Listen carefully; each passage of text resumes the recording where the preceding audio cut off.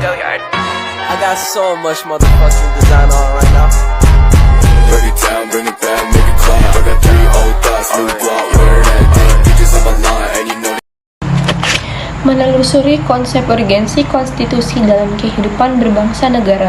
Konsep konstitusi dari segi bahasa atau asal katanya secara etimologis, istilah konstitusi dikenal dalam sejumlah bahasa, misalnya bahasa Prancis dikenal dengan istilah Pada tahun constituer, 1588 sampai dengan 1879, manusia pada status naturalisnya bagaikan serigala.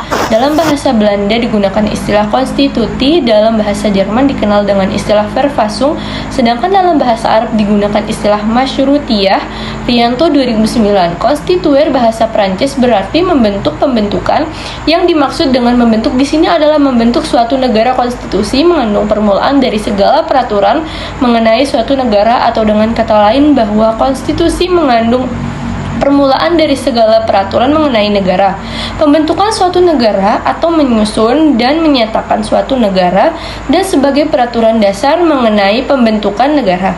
Pandangan Lord James Bryce yang dimaksud dengan konstitusi adalah suatu kerangka negara yang diorganisasikan melalui dan dengan hukum, yang menetapkan lembaga-lembaga yang tetap dan mengakui fungsi-fungsi dan hak-haknya.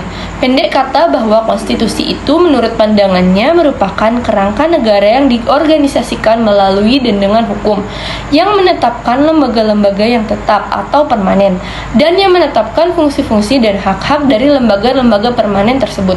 Sehubungan dengan itu, C.F. Strong yang menganut paham modern secara tegas menyamakan pengertian konstitusi dengan undang-undang dasar. Rumusan yang dikemukakan adalah konstitusi itu merupakan suatu kumpulan asas-asas mengenai kekuasaan pemerintah, hak-hak yang diperintah, dan hubungan antara keduanya, pemerintah dan yang diperintah dalam konteks hak-hak asasi manusia. Meskipun setiap negara itu memiliki konstitusi, sebelum itu mari kita membahas tentang sumber historisnya terlebih dahulu. Pada tahun 1588 sampai dengan 1879, manusia pada status naturalisnya bagaikan serigala.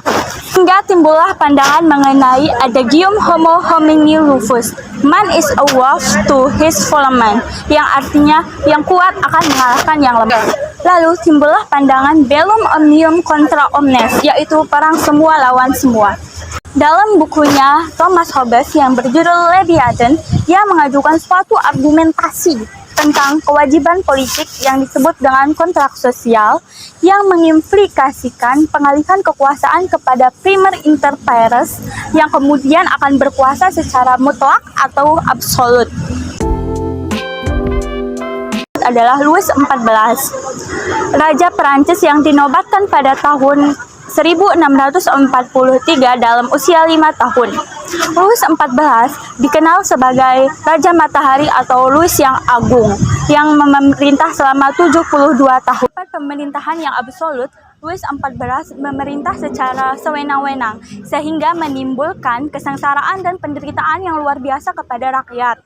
Akhirnya, pemerintahan Louis XIV diberhentikan dan dia ditangkap pada Revolusi 10 Agustus dengan dugaan pengkhianatan. Nah, dari situ sudah diketahui konstitusi dalam kehidupan berbangsa dan bernegara diperlukan untuk membatasi kekuasaan pemerintahnya atau pemimpin negaranya.